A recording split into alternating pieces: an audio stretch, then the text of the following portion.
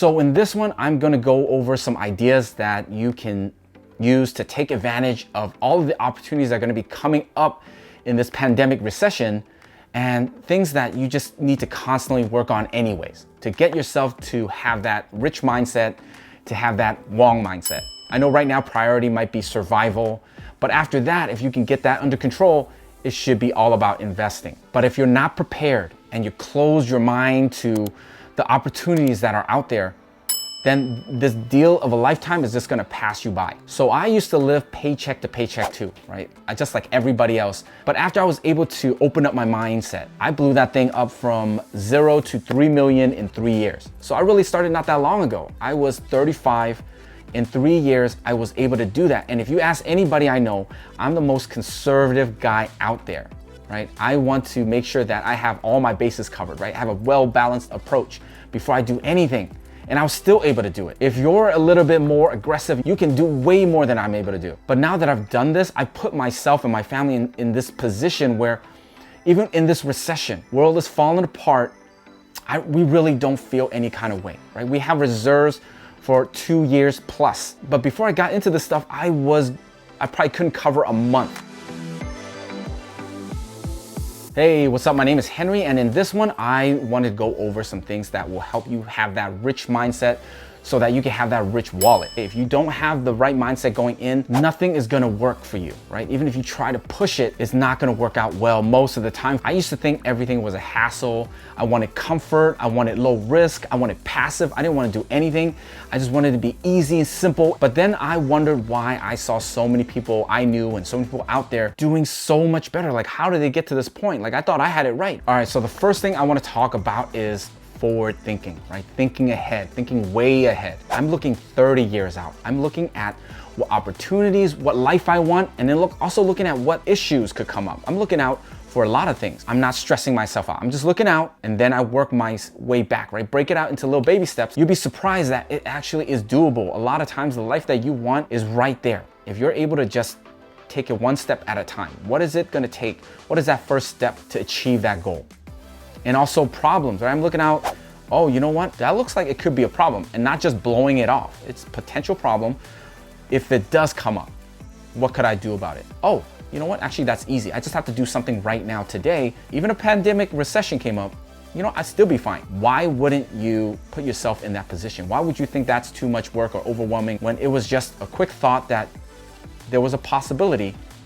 And now you're just thinking about ways to mitigate that risk. And the next thing is to have an open mind. I don't pretend to know half of the stuff in this world, right? There's always something to learn. There's always some new information. There's always things that you don't know. So what I do is I listen to the best people in the things that I'm trying to learn, and I pick and choose pieces of what makes sense, and then I work on that. I don't just blindly listen to just anybody. Even if you're the most successful guy historically of all time, doesn't mean you know everything and you're the best at that thing. It doesn't mean it's gonna work for me. So I always take bits and pieces, and then I just incorporate it into my style, my life, the way I do things, right? I'm all about mimicry.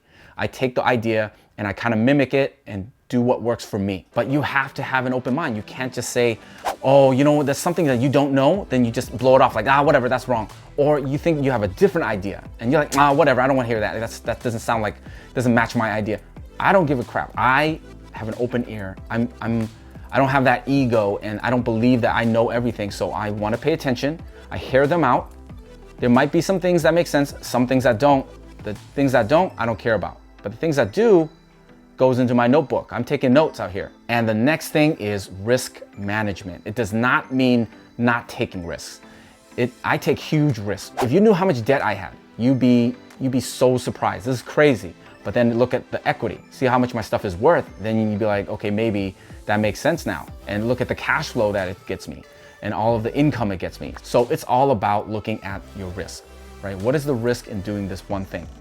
And for something like real estate, for me, the way I got past it is I look at all of the solutions to those risks. So what can go wrong, right? Oh, what if I do this? What if this happens? Or what if they call me for this? Or what if this happens? What if there's a pandemic recession? If you can come up with a solution for all of your risks, then to me, it's not really a risk anymore, right? You managed all of that risk. But then you also have to look at what is your reward? What is your reward for doing all this work? And if the reward at the end of the tunnel is huge, many, many times the work or the risk, then you can consider it. And then the last thing is you always have to look at your odds of success, right? If the odds are really high that you're gonna succeed, then you can consider it. So the way I look at it is if you don't go out of business, if you could survive all the crazy times and in 30 years, there's no way around it, you're gonna be rich. But there's no guarantees in life. There's no guarantees in pandemics. You just gotta ride these things out. But I know people are getting crushed at every level, right? The big business, small business, employees, people are getting messed up out there. I just really hope you have the reserves, you have a backup plan to survive this thing. And the next thing is nothing is impossible, okay? Never look at it that way. Never just stop yourself and just stop your thinking. First thing by saying it's impossible.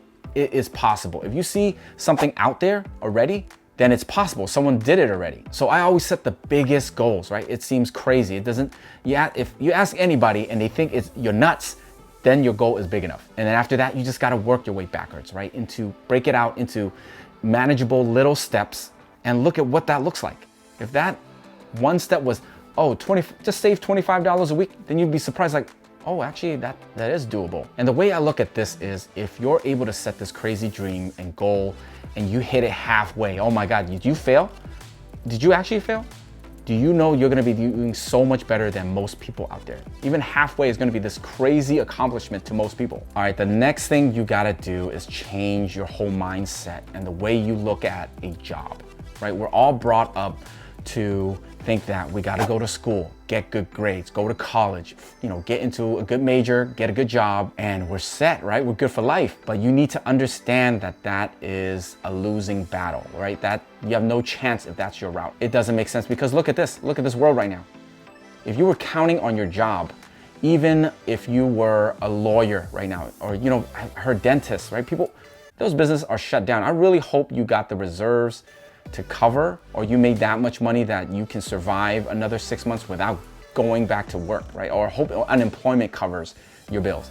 I really don't want to count on any of that. So that's why I'm saying you really need to change your mindset on a job.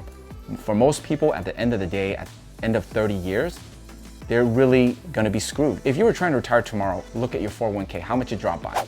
I hope you have enough time for that thing to grow back to where it was before and then some, but otherwise, some people might be in a lot of trouble. You're gonna be going back to work pretty soon if you were counting on that 401k, right? And even I talked about in my last video, your Social Security, you think that's safe? If you were counting on Social Security and 401k and the government was gonna take care of you, it's a bad idea. You should not depend on anybody. You should depend on yourself. So what you should be doing is looking at passive income streams, multiple streams of income.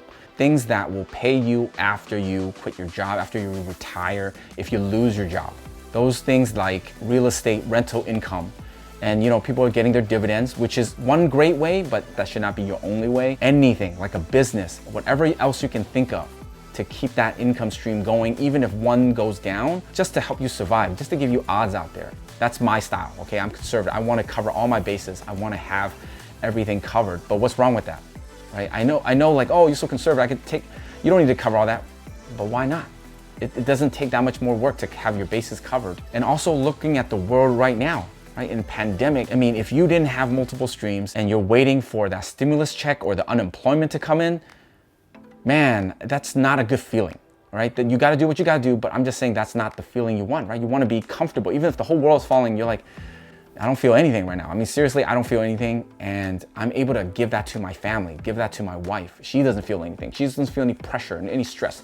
She can focus on other things, right? And just, look at what she needs to do next and work on things here and there. She doesn't have to worry about anything.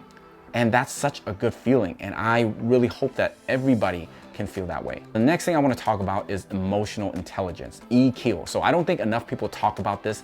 I think this is so important if you want to be successful in all of these things I've just talked about. But if you're just like a nervous wreck all the time, any problem that comes up, you just fall apart. Any of this stuff that I talk about is not gonna work for you. Okay, so emotional intelligence to me is when you're able to just stay calm in any situation, right? You're cool as a cucumber, even if the sky's falling, pandemic. I mean, I really don't give a crap, okay? I already thought of all of my solutions, backup plans, game plans. I'm prepared, right? So that's the idea. You're only focused on the solutions. You're not dwelling on all the problems, but doesn't mean you're not thinking about it, right? I think about all of the problems. I list them out, but that's it. I just think about them, I come up with them, but I don't spend any more time worrying about it, thinking about it, overthinking about, overwhelming myself about it.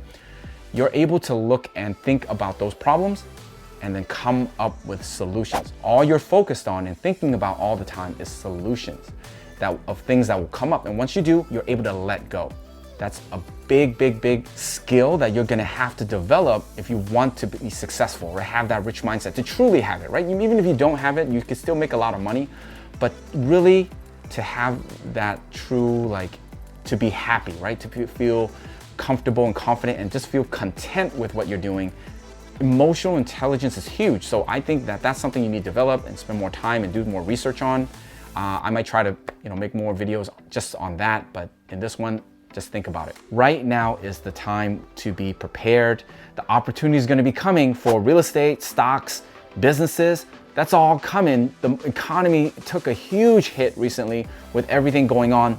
But if you're not in that position right now, you're just in survival mode, right? You're just trying to survive, take care of yourself and your family. It's okay. It's not a big deal. Don't worry about missing out, okay? This is the time to just survive and then get your reserves, get your war chest ready, have that money ready, be prepared. And then those deals will come throughout your lifetime. You just need to keep these tips, these ideas in mind and just work on it constantly. These things are only available for people that are prepared. Let me know your thoughts about these tips, and if you got some better tips, let me know too. Thanks for watching and good luck out there.